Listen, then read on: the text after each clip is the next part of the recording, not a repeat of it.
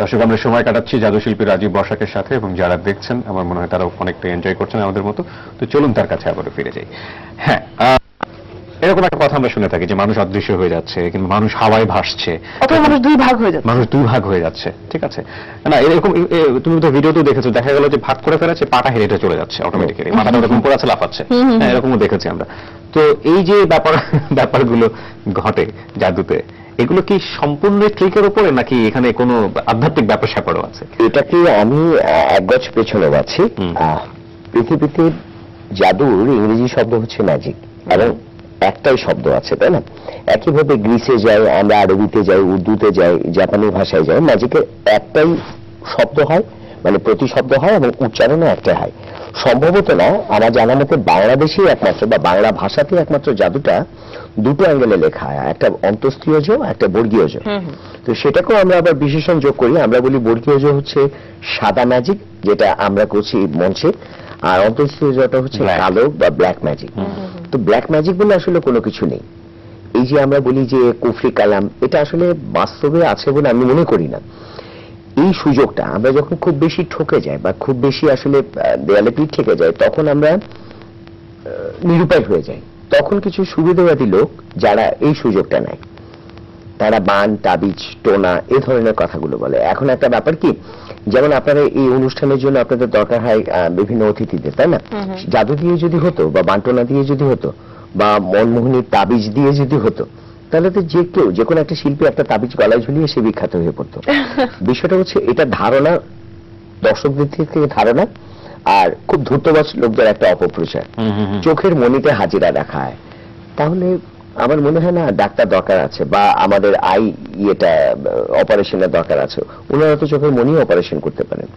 যেখানে আসলে মূল বিষয়টা কি জানেন, সংস্কৃতি বলতে সেটা না। আমরা আসলে আমাদের নিজের চোখটাকে সানগ্লাসের নিচে নিয়ে গেছি। এখান থেকে আমাদের বেরোতে হবে। তার মানে এভরিথিং ইজ ট্রিক। ওকে, আমরা মোটামুটি সহজ ভাষায় যদি বলি তাহলে এটাই বলবো। সামনে তো অনেক কিছু আছে, আমরা একটু দেখে ফেলি। আমরা যেমন জাদুর কথাটা বলি, জাদুর আসলে অনেক সংজ্ঞাটাই অনেকে জানেন না। যেমন সবচেয়ে বড় কথা, আমরা জাদু বলতে যেটা বুঝি, বা আমি যেটা ফিল করি, সেটা হচ্ছে মানুষ বা স্বাভাবিক দর্শকদের চিন্তা যেখানে শেষ, সেখান থেকে যেটা আমি শুরু করব সেটাই হবে ম্যাজিক। যেমন এই মুহূর্তে আমি যদি বলি ওই দিক থেকে ক্যামেরার ঠিক এই রকম, আমি যদি ক্যামেরার দিক থেকে কাউকে ডাকতে চাই, ঠিক এইভাবে কিছু একটা আসতে পারে ধীরে ধীরে, তাই না? এটা ধীরে ধীরে স্লোলি আসছে আমার হাতে, তাই তো? এটার বিষয়টা হচ্ছে এখানে একটা মেকানিজম আমি ব্যবহার করছি। ওই মেকানিজমটা স্মুথ এবং সহজ করে করতে হবে বলে হবে। যেমন এটাকে আমরা দেশলাই কাঠি বলছি, খেয়াল করছেন? এটা দেশলাই কাঠি। আমার কাছে দুটো কার্ড আছে, ইটস এ কার্ড, এটাও একটা কার্ড। আমি এক কাজ করছি, এই মঞ্চে আমি যদি এখন উনাকে শূন্য ভাষাতে যাই, তাহলে আমাকে সোফাগুলো সরাতে হবে। আমি অত দায়িত্বে যাচ্ছি না, আমি দেশলাই কাঠিটাকে এর উপরে রাখলাম, কেমন? ঠিক আছে, আমি আরেকটা কার্ড দিয়ে এটাকে খুব ভালো করে এইভাবে আমি স্লোলি এটাকে পাস করছি। মজার ব্যাপার, আমার মনে হয় এটা শূন্য ভাসছে, এবং এটা নিচে যে কোনো রকম কারসাজি নিয়ে বোঝানোর জন্য আমি ঠিক একটা কার্ড তার নিচে দিয়ে দিলাম, ঠিক আছে? এবার যদি আমি আরেকটু এয়ার দিয়ে দিই, এটা আবার নিচে নেমে গেল। বোঝাতে পারলাম? এখন মূল বিষয়টা কি জানেন, ম্যাজিকটাকে নানানভাবে উপস্থাপনের সুযোগ আছে। উপস্থাপকের ভূমিকায় যারা থাকবেন তাদেরকে ভাবতে হবে সে কিভাবে কি করছেন। কারণ নাটকের স্ক্রিপ্ট একজন লেখে, নির্দেশনা একজন দেয়, অভিনয় অন্যজন করে, সেটার পেছনে প্রডিউসার আছে, ক্যামেরা আছে, বা একটা টিম কাজ করে। জাদুকরের ক্ষেত্রে টিম কাজ করলে স্ক্রিপ্টটা তার নিজেকেই লিখতে হয়, কনসেপ্টটা তার নিজেরই থাকে, কোনটার পর কিভাবে যাবে সিকোয়েন্সটা তার নিজেকেই ডেভেলপ করতে হয়। এখন মোস্ট অফ অল জাদুকরদের আসলে ওই ডেভেলপ ক্ষমতাটা, যেটাকে আমরা বলবো, আমি চশমা দিয়ে বোঝাই, যারা চোখে কম দেখে তারা চশমা ব্যবহার করে, এটা স্বাভাবিক, তার দরকার। কিন্তু কন্ট্যাক্ট লেন্সের জরুরি, কন্ট্যাক্ট লেন্সটা আসছে যে কেন জানেন, এটা আরো একটু মডারেট করা। তো জাদুর ক্ষেত্রে আমরা মেলা থেকে একটা ম্যাজিক কিনলাম, বা কোথাও থেকে একটা ম্যাজিক কিনলাম, সেটাকে এনেই সকালে কিনলাম আর বিকেলে ম্যাজিক করলাম, ভাবলাম আজকেই জাদুকর হয়ে গেল, ইনস্ট্যান্ট ডেলিভারি, গরম গরম, মানে সিঙ্গারা বিক্রেতার মতো। আসলে ব্যাপারটা তা না, এটা নিয়ে আপনাকে একটু কাজ করতে হবে। একটু কাজ না করলে ম্যাজিকটা ম্যাজিক হবে না। ম্যাজিকের মধ্যে একটু আর্ট থাকবে, একটু লজিস্টিক কিছু থাকবে, মানে বিষয়টা টেস্টি হতে হবে, ক্রিমি হতে হবে। আমরা আলোচনা সমালোচনার জায়গায় ঘুরে ফিরেই আসছি, এবং সেটার অবশ্যই প্রয়োজনীয়তাও রয়েছে। একটু আবার রাজীব বসাকের জীবনের গল্পে আসি। সেটা হচ্ছে প্রথম বড় শো, মানে বন্ধুদের মধ্যে না বা পরিবারে না, স্টেজে, অন্যের জন্য, দর্শকের জন্য। আমি যখন ছোট ছোট ম্যাজিক গুলো পাই, তখন আমাদের এলাকার একজন বললেন যে একটা জন্মদিনের শো করতে হবে। জন্মদিনের শো ছোট ছোট ম্যাজিকই ছিল আমার কাছে। তো আমি চিন্তা করলাম আচ্ছা করি। তখন আসলে ব্যাপারটা বুঝতে পারিনি। শো করার পর আমাকে একটা প্যাকেটে, তখন 100 টাকার নোটটা অনেক বড় ছিল, প্যাকেটে করে দিয়েছিল। ওটা নিয়ে বেরোনোর সময় যিনি আমাকে শোটা দিয়েছেন উনি একপাশে ডেকে বললেন, শোন ওইখান থেকে 20 টাকা আমার, 80 টাকা তো। তো যখনই টাকা হাতে লাগলো, ঠিক এখন যেভাবে বলছি ওইভাবে হয়তো হয়নি, বাট মনের ভিতরে একটা জিপ কাজ করছিল, একটা জিপ লক করছিল যে যা ম্যাজিক করেও টাকা পাওয়া যায়। ব্যাপারটা বুঝতে পারছেন? শুরু। আর বড় ম্যাজিক শো যদি কথা বলেন তাহলে আমি মনে হয় 16 জুন চট্টগ্রামের অবধগঞ্জে একটা অনুষ্ঠান হয়েছিল, সেখানে আমি বড় ম্যাজিক করেছিলাম। মানে বড় বলতে বিশাল আকারের ম্যাজিক গুলো বলছি না আমি, কারণ এখন আসলে খুব বড় ম্যাজিকের চলটা নেই। চলটা নেই বলতে আমাদের প্রতিদিনই শো করতে হয়। এখন আমি ট্র্যাঙ্ক, লরি এগুলো বা পিক আপ নিয়ে কোথায় দৌড়াবো, থাকা জায়গা কোথায়? এখন জাদুতে জাদুকরই খুঁজে পাওয়া যায় না, জাদুর সহকারী পাবেন কোথায় আপনি? নাটকে অভিনয়ের কথা বললে এখন যদি আপনি বিজ্ঞাপন দেওয়ার কথা নেই, দরকার নেই। আমি যদি এখন বলি আমি নাটক তৈরি করি, তাহলে আমার পেছনে অন্তত নিজের পক্ষে 100 জন থাকবে, ছেলে মেয়ে, যাদেরকে আমি, যাদের ইচ্ছে নাটক করার। কিন্তু আমি ম্যাজিক করি শুনলে খুব একটা আগ্রহ নিয়ে লোকে আমার মনে হয় না আসে। বিষয়টা এরকমই থাকছে। আর না, কিন্তু এই যে এত লম্বা একটা ক্যারিয়ার, 9000-এর কাছাকাছি প্রায় শো করা, নিঃসন্দেহে ঘটনা দুর্ঘটনা অনেক আছে। এরকম হলো না যে একটা জাদু হয়তো করে ফেলেছেন কিন্তু সেটা ঠিক মতো হচ্ছে না, ট্রিকের জায়গাতে ধরা পড়ে গেলেন বা কিছু এরকম? এই মজার অভিজ্ঞতাগুলো একটু শুনতে চাই। অভিজ্ঞতা বলতে আমি মজার আমার দুটো অভিজ্ঞতা আছে। একটা হচ্ছে আমরা, এটা ম্যাজিশিয়ানরা খুব ভালো বলতে পারবে, বা দর্শকরা হয়তো দেখেছেন যে একটা লোহ গোলক, যেটা জুয়েলরা খুব ভালো করে দেখায়, একটা লোহার গোলক, সেটাকে একটা কাপড়ের উপর শুনলে ভাসাতে হয়। তো আমার জীবনে আমি প্রথম একক শো করেছিলাম 1991-তে শিল্পকলা একাডেমিতে।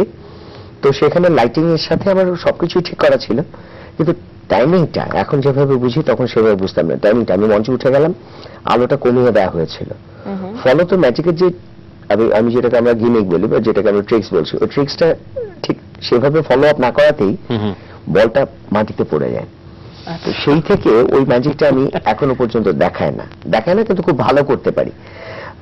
একইভাবে অভিজ্ঞতার কথা যদি আসি, আমি 93 সালের কথা বলতে পারি। চট্টগ্রামে মহিলা কলেজে আমি ম্যাজিক দেখাচ্ছিলাম। তো অ্যাজ ইউজুয়ালি ম্যাজিশিয়ানরা মানে ঘাটটাকে, গলা কাটার ম্যাজিকটাকে একটা আছে পাশ থেকে দেখায় জুয়েলার, একটা আছে উপর থেকে দেখায়। তো সেই সময় আমি একটা ম্যাজিক পেয়েছিলাম যেটা হাত করার দিয়ে করতাম।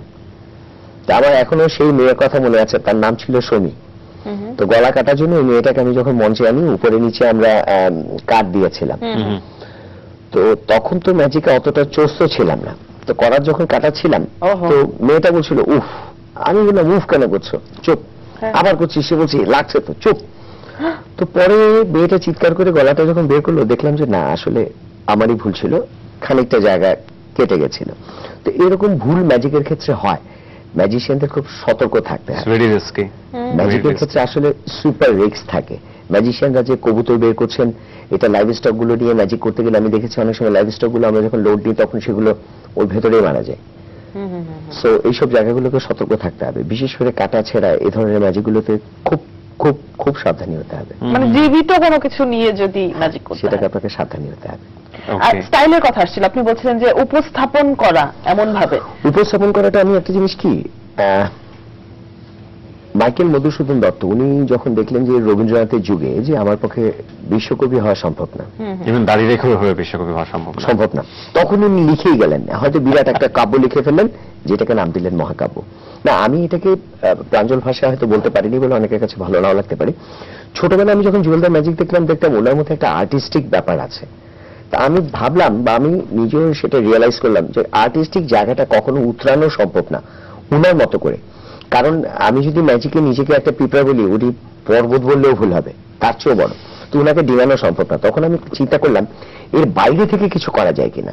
সেই থেকে আমি চিন্তা করলাম যে হ্যাঁ, ম্যাজিকের একটা, আমি যদি সামাজিক একটা সোশ্যাল মেসেজ ম্যাজিকের ভেতর দিয়ে দিতে পারি, সেই ক্ষেত্রে ম্যাজিকটা অনেক সহজ হতে পারে। তো তখন থেকেই আমি আমার প্রেজেন্টেশন পদ্ধতিটাই করলাম আলাদা, যেখানে আমি চেষ্টা করি সমাজকে একটু নাড়া দেওয়ার জন্য বা একটু নাড়িয়ে আনার জন্য। তো এই বিষয়গুলোকে মাথায় রেখে আমি আমার মতো করে উপস্থাপন করছি।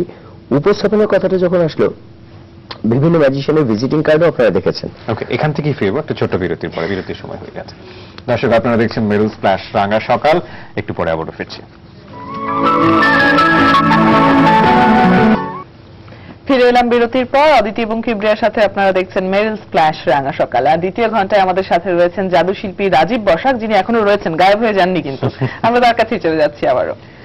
হ্যাঁ, তো বাংলাদেশে জাদুর যে অবস্থা সেটা নিয়ে আমরা কথা বলেছি, এবং আপনি আপনার মৌলিক জাদু দিয়ে একটা নিজের অবস্থান তৈরি করেছেন, সেটাও অবশ্যই প্রশংসনীয়। একই সাথে শুরুতে যেটা বলছিলাম যে দৃষ্টি প্রতিবন্ধীদের জন্য আপনি বিশেষ ধরনের জাদুর প্রদর্শনও করেছেন। এটা কি করে সম্ভব? মানে জাদু তো আসলে ট্রিক, চোখে তো দেখতে হবে। আমি যখন উপস্থাপনের কথাটা বললাম তখন আমি চিন্তা করলাম যে আসলে উপস্থাপন পদ্ধতিটা যদি ওইভাবেই করা যায় যে ম্যাজিক দেখতে হবে না। যেমন আমরা 3Dর কথা বলি, তাই না? এত বড় স্টেডিয়ামে আসলে ক্রিকেটের ছোট্ট একটা বল একদম পেছনের দর্শকটা কিন্তু দেখতে পায় না।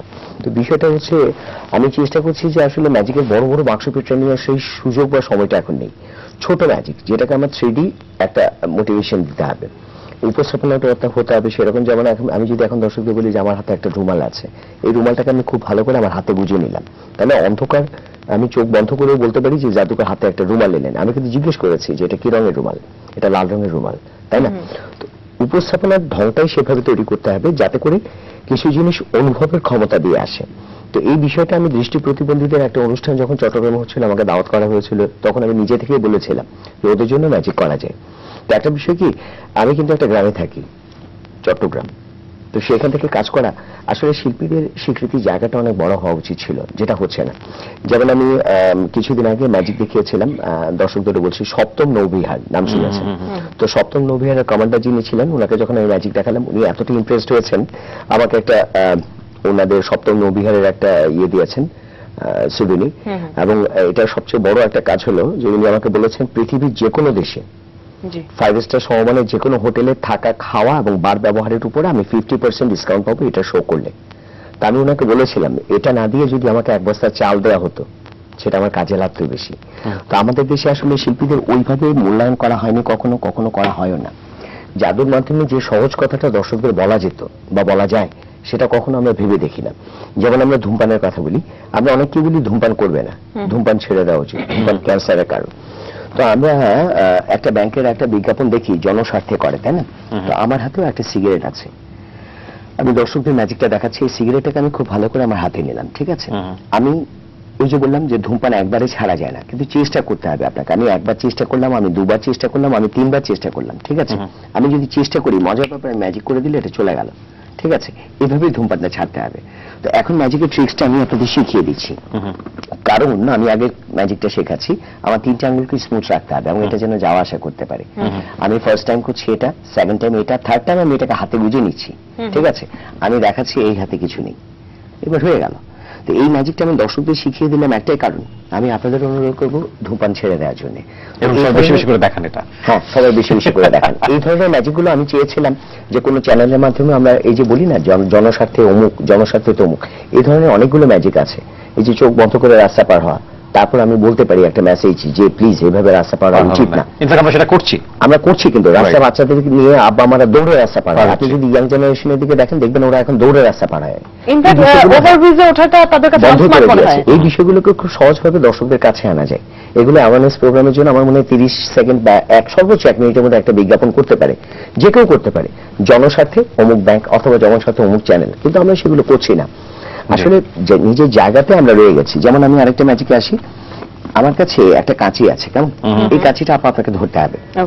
আমি একটা কাগজের ঠোঙা ব্যবহার করছি, এই ঠোঙাটা সত্যিই কাগজের তৈরি, ঠিক আছে? এটা কাগজের বোঝানোর জন্য আমি খানিকটা ছিঁড়ে নিলাম। আমি করছি কি, এই ঠোঙাটাকে এইভাবে তৈরি করে নিলাম, কেমন? এই ঠোঙাটা ফাঁকা এবং খালি, আমি দর্শকদের দেখাতে পারছি, আপনিও দেখতে পাচ্ছেন। আমি এটাকে আপনাকে আরেক হাতে ধরতে হবে, বাম হাতে। আচ্ছা, বাম হাতে ধরেছেন? আমার কাছে একটা মালা আছে, এই মালাতে অনেকগুলো পুঁতি আছে, ঠিক আছে? এই যে পুঁতিগুলোকে যদি আমি ধরি, তাহলে এই পুঁতিটা আমি ধরে নিলাম ওই দর্শক, এই পুঁতিটা এই দর্শক, এই পুঁতিটা আপনি, এটা আমি, আর মাঝখানের সূত্রটা হচ্ছে আমাদের দেশপ্রেম। কিন্তু বর্তমান সময়ে আমাদের দেশপ্রেমকে খাঁচাং করে কেটে দিতে চাই কেউ কেউ। প্লিজ আপনি এটাকে কেটে দেবেন। এইভাবে আমাদের দেশপ্রেমকে কেটে দেওয়া হয়। আমি বাংলাদেশের মানুষগুলোকে ঠিক এইভাবে আমার বাংলাদেশেই রেখে দিলাম, কেমন? এই যে আমাদের দেশপ্রেম, এটাকেও কেউ নিস্তার দিচ্ছে না। আমরা আরেকবার কাটছি, প্লিজ, আমি এটাকে আরো একবার কাটছি। এইভাবে আমাদের দেশপ্রেমকে আমরা শুধু কাটতেই চলেছি, নিজের স্বার্থে, নিজের মতামতের স্বার্থে, যে কোনো ভাবে আরেকবার কাটছি। আমরা এটাকে আরেকবার কাটছি, বাড়তি অংশটা। ঠিক আছে, এইভাবে আমাদের দেশপ্রেম এখন তলানিতে এসে ঠেকেছে। আমি অনুষ্ঠানের মাধ্যমে দর্শকদের বলতে চাই, আমাদের যার যতটুকু দেশপ্রেম আছে সেটাকে আমরা এক জায়গায় রাখতে পারি, রাখাটা উচিত, এবং সময় হয়েছে এইভাবে জেগে ওঠার।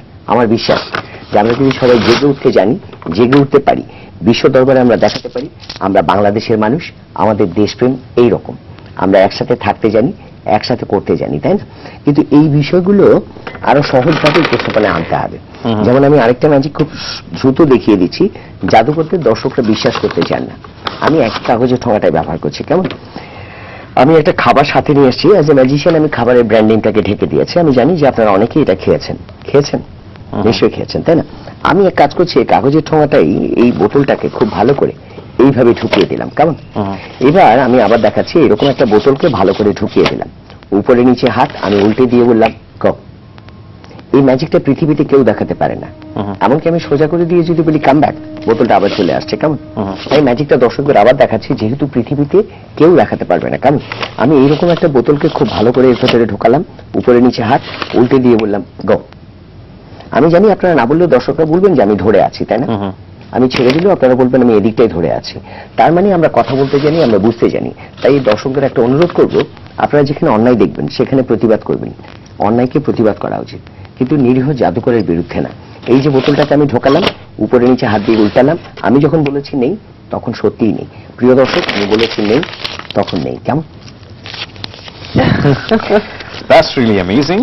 Okay, না অনুষ্ঠান শেষ হওয়ার পরে ট্রিক্সগুলো আপনার কাছ থেকে জেনে নিতেই হবে আমাদের, কারণ হাউ ইট হ্যাপেন, এত কাছাকাছি বসে আছি এবং জিনিসগুলো ঘটে যাচ্ছে একের পর এক, বুঝতে পারছি না কিভাবে হচ্ছে।